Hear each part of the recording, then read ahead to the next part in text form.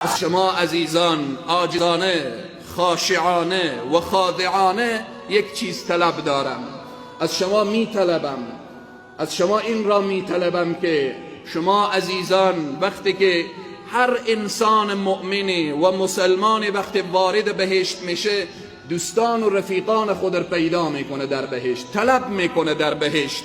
شما عزیزان وقتی داخل بهشت شدید اگر بنده حقیر و فقیر را ندیدید از شما میطلبم که بگویید بار الها همان بنده ضعیف تو که در دنیا 4 کلمه بیان کرد از تو میطلبیم که این را در بهشت بیان.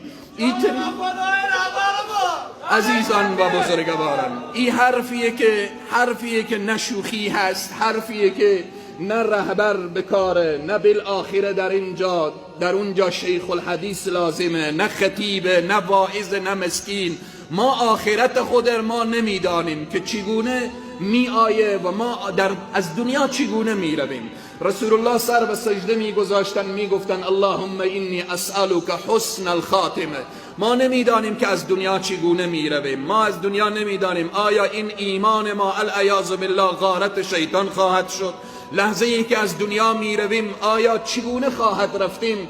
به اینه که اگر در بهشت ندیدیم سوال کنید که همان بنده ضعیفی که بر روی منبر نشسته بود و بر ما پیام تو و کلام تو میرسان، اگر خدای نخواسته من اهل نار بودم و جهنم بودم به سبب دعای شما، به سبب التجای شما، الله سبحانه و تعالی ما را هم وارد بهشت بگردانه.